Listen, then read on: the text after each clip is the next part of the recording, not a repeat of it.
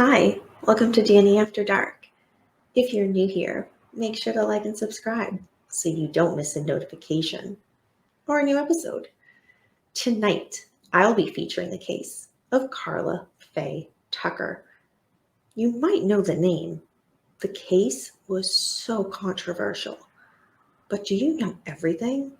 Well, let's find out more. Go ahead and dive on in. Karla Faye Tucker. She was born on November 18th, 1959. Her parents were Larry and Carolyn Tucker. Karla was the youngest of three sisters, and the family lived in Houston, Texas. Karla's parents' marriage, it was in trouble and ultimately resulted in a lot of stress on the kids. Karla started smoking with her sisters when she was only 8 years old. Well, their parents officially divorced when Karla was 10 years old. It was during the divorce proceedings that Karla learned that she was the result of an extramarital affair. This devastated Karla, who then turned to drugs and sex. By 10 years old, Karla was already addicted to heroin. By age 14, Karla had dropped out of school. She followed in her mother's footsteps and started a life of prostitution. Now, Carolyn was a groupie, so the mother and daughter began to travel with very prominent bands, such as the Allman Brothers Band, the Marshall Tucker Band, and more common, the Eagles. At 16 years old, Karla married a mechanic named Stephen Griffith. Well, this marriage was brief, and the two eventually divorced. Now, Christmas Eve, 1979, Karla's mom died from the effects of drug abuse. Karla was only 20 years old when this happened, but this devastated her. Now, in her early 20s, she began hanging out with bikers. This is where she met a woman named Shawn Dean and her husband, Jerry Lynn Dean. They were the ones who introduced Karla to a man named Danny Garrett in 1981. Now we go to June 1983. On June 13th, Karla, now 23 years old, she and Danny were high on a cocktail of methadone, Valium, heroin, marijuana, rum, tequila, and other drugs. They went to the Houston apartment of Jerry Lynn Dean because they wanted to steal his money and steal his Harley Davidson motorcycle. By now, Jerry and his wife Shauna had split up. When they entered the apartment, they found Jerry asleep. Danny attacked Jerry with a hammer. Jerry started to make a gurgling sound, so Karla finished him off with a pickaxe. Then Karla noticed a 32-year-old woman named Deborah Thornton hiding under the sheets in the corner of the room. Deborah, had met Jerry at a party earlier that evening. Karla then proceeded to attack Deborah with the pickaxe. She administered numerous blows into her body and finally left the pickaxe embedded in her torso. Karla and Danny then stole Jerry's money and the car before they left. The bodies were discovered by a coworker who came to check up on Jerry when he did not show for work that morning, which is very, very unlike him. The pickaxe was again found lodged in the chest of Deborah. Later that evening, Karla and Danny were watching television when the news came on with a story about the murders. So what did they do? They laughed and giggled and said, "They're famous." June 20th, 1983. Danny was arrested after a tip was given to police. Karla was then arrested the very same day. Soon after being imprisoned, Karla took a Bible from the prison ministry and began to read it in her cell. She later spoke of this, saying, quote, "I didn't know what I was reading. Before I knew it, I was in the middle of my cell, floor on my knees. I was just asking God to forgive me." End quote. Karla officially became a Christian in October 1983. In fact, she went on to later marry the prison minister, the Reverend named Dana Lane Brown. Their wedding ceremony was held inside of the prison. April 11th, 1984, Karla's trial started. She had a jury of 8 women and 4 men. Albert Sheenan testified against Karla and Danny. He admitted to going to Jerry's apartment, but denied any part in the actual murders. Well, Karla's defense team, they called no witnesses at all.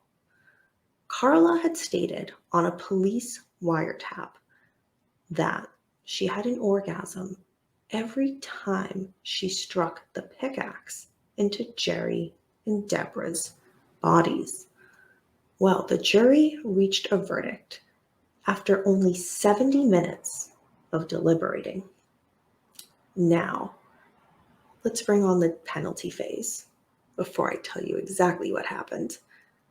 The defense team called a psychiatrist to testify that Karla had told her that she began doing drugs at 9 years old and was addicted to heroin at 10 years old. She described Karla's frame of mind to the court during the night of the murders, specifically how Karla had not slept in 3 days and how she had been taking numerous drugs and alcohol. The psychiatrist also told the jury that she didn't think Karla had actually derived any sexual pleasure from the killings, even though Karla stated this on the police wiretap. Well, Karla, in the penalty phase, took the stand in her own defense. Everybody wanted to hear what she had to say.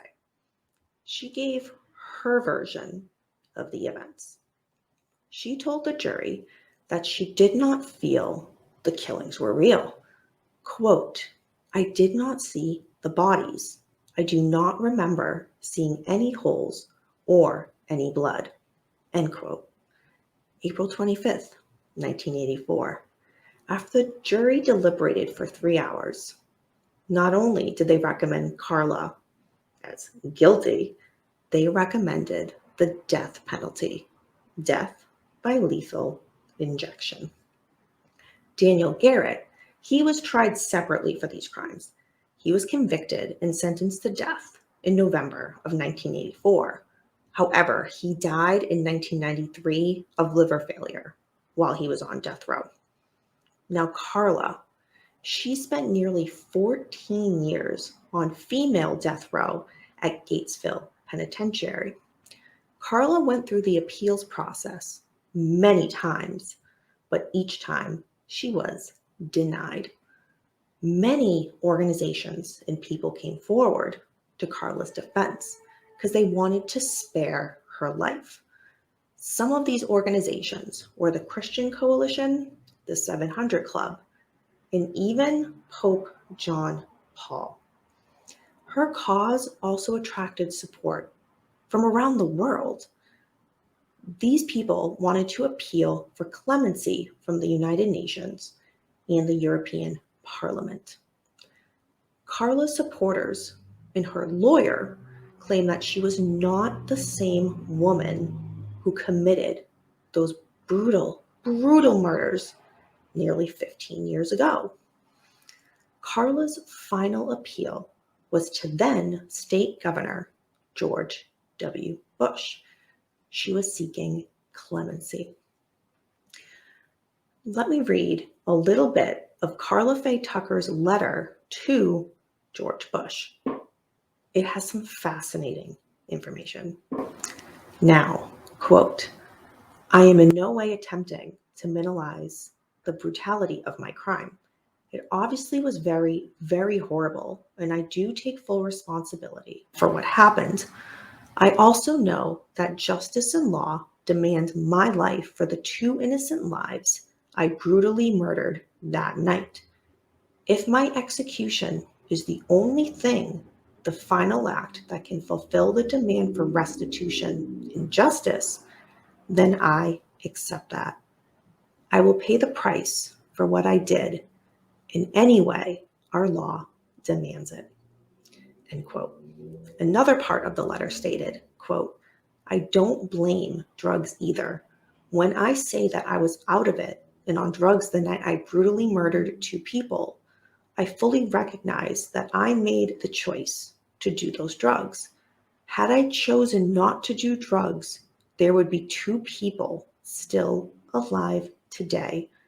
But I did choose to do drugs, and I did lose it.